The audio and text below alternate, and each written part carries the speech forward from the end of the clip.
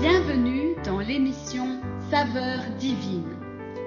Cette bonne nouvelle du royaume sera prêchée dans le monde entier pour servir de témoignage à toutes les nations. Alors viendra la fin.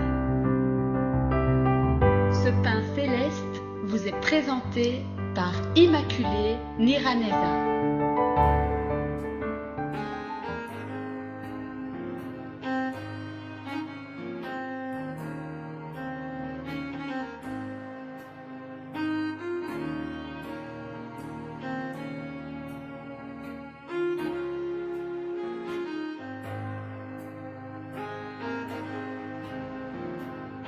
Shalom, shalom, bien-aimés de Dieu, que la paix de Christ soit avec vous. Je bénis l'Éternel qui nous a protégés pendant tout le mois de mai qui s'est écoulé. Nous voilà déjà au début du mois de juin. Alléluia, il y a une protection divine qui est sur moi et sur vous qui écoutez ce message. Lisons le psaume 124. Alors, je vous prie de mettre votre prénom là où se trouve le mot Israël. Cantique des degrés de David. Sans l'Éternel qui nous protégea, qu'Israël le dise. Quand les hommes s'élevèrent contre nous, ils nous auraient engloutis tous vivants. Quand la colère s'enflamma contre nous, alors les eaux nous auraient submergés. Les torrents auraient passé sur notre âme. Au verset 6, je lis ceci. Béni soit l'Éternel qui ne nous a pas livrés en proie à leurs dents. Notre âme s'est échappée comme l'oiseau du filet des oiseleurs. Le filet s'est rompu et nous nous sommes échappés. Alléluia. Il y a une protection divine qui a été sur nous, chers amis. Rendons grâce au Seigneur qui nous a protégés pendant tout le mois de mai et nous espérons qu'il continue à nous protéger durant le reste de cette année. Alors, chers amis, vous savez que nous sommes en train de parler du Saint-Esprit dans la saveur divine. Le Saint-Esprit est merveilleux, chers amis. Le Saint-Esprit, nous en avons tous besoin. Lisons l'Évangile selon Jean, chapitre 16, à partir du verset 13.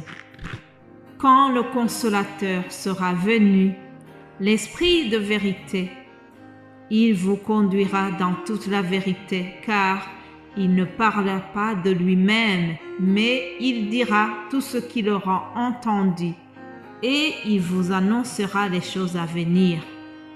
Il me glorifiera parce qu'il prendra de ce qui est à moi et vous l'annoncera. Amen. Bien-aimés de Dieu, ces paroles que je viens de vous lire sont prononcées par Jésus-Christ lui-même. Il s'adressait à ses disciples. Après les 3 ans de vie intense avec le Maître, les disciples étaient très heureux d'être avec lui. Oui, ils ont assisté à ces signes et à des prodiges. Ils ont vu Jésus-Christ chasser même les démons. Ils ont vu Jésus-Christ qui a calmé la tempête. Ils se sont écriés, qui est celui-là à qui même la nature obéit? Les disciples ont vécu de bonnes choses avec Jésus-Christ pendant les 3 ans de son ministère. Mais les bonnes choses ne durent pas longtemps. Même dans la vie de tous les jours, nous disons cela.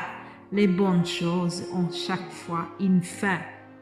Alors, Jésus leur dit, « Maintenant, je m'en vais vers celui qui m'a envoyé. »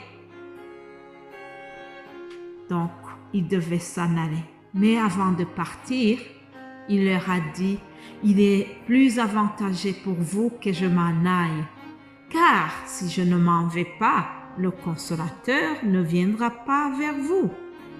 Mais si je m'en vais, je vous l'enverrai. » Alors, il continue donc en leur disant que le Consolateur sera envoyé. Alors, cette promesse que le Seigneur avait donnée aux disciples a été magnifiquement accomplie le jour de la Pentecôte. Alléluia! C'est ce que nous allons fêter dimanche. Nous allons célébrer la Pentecôte. Cette promesse a été réalisée. Bien-aimés en Christ, je voudrais souligner que le départ de Jésus-Christ était nécessaire pour permettre la venue du Saint-Esprit, justement. Le divin consolateur devait venir, mais il fallait d'abord que Christ s'en aille. Il était plus avantageux qu'il s'en aille parce que dans sa nature humaine, quand il était dans le monde, vous savez que Jésus était à la fois humain et divin. Alors, dans sa nature humaine, il était contraint d'être dans un seul lieu à la fois. Il ne pouvait pas être à Nazareth et être à la fois à Jérusalem. Il ne pouvait pas être à Nazareth et être à la fois en Judée. Il devait être dans un seul lieu, à un seul moment. Alors qu'aujourd'hui, depuis que le Saint-Esprit est arrivé, Jésus est partout à la fois. Grâce au Saint-Esprit qui est en nous, qu'il nous a envoyé, Jésus-Christ est en nous partout. La parole nous dit que là où 2 ou 3 sont réunis en son nom, il est là au milieu d'eux. Aujourd'hui, je peux être ici à Charleroi et mes frères et sœurs sont en Namur, ou bien ils sont même au Burundi, au Rwanda, ils sont en Amérique. Et par l'action du Saint-Esprit, nous nous sentons parfaitement connectés. Bien-aimés en Christ, le Covid a fait des bonnes choses. Parmi les bonnes choses que le Covid nous a apportées, c'est que les différentes communautés chrétiennes ont développé des cultes en ligne et donc les gens se réunissent au travers les applications comme Zoom et les autres. Alors ils sont dans différents coins du monde, mais ils se sentent parfaitement connectés. Et ça, c'est grâce à l'aide du Saint-Esprit qui les anime. Alléluia! Donc, le Saint-Esprit est merveilleux, car c'est lui qui assure notre connexion avec le Seigneur et il permet notre connexion, notre communion en tant que les frères et sœurs. Alors, je vais terminer par quelque chose de très important que fait le Saint-Esprit aussi. C'est que c'est lui qui nous convainc du péché.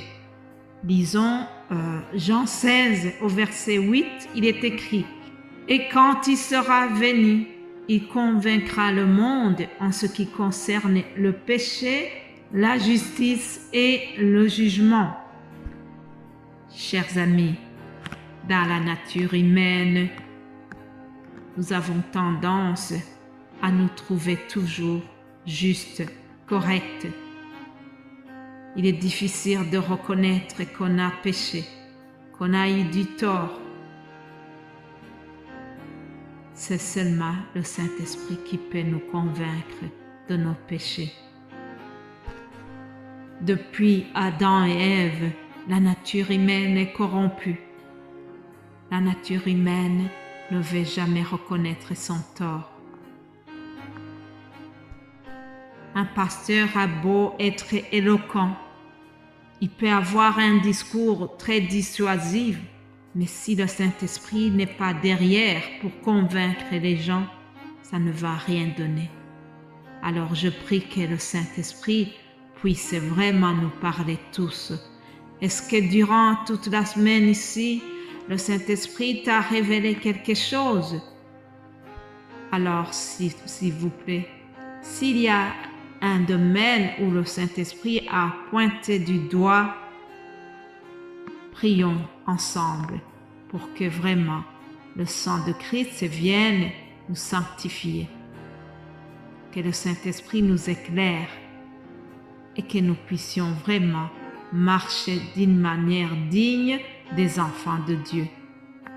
Père, nous te remercions pour tout ce que nous avons pu attendre durant toute cette semaine. Maintenant, Seigneur, la semaine se termine, mais je prie que le Saint-Esprit continue à parler à ton peuple.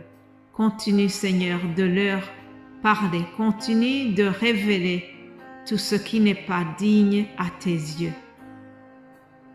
Je prie, Seigneur, que le sang de Christ vienne nous purifier et nous rendre dignes des enfants de Dieu. C'est au nom de Jésus-Christ que j'ai prié.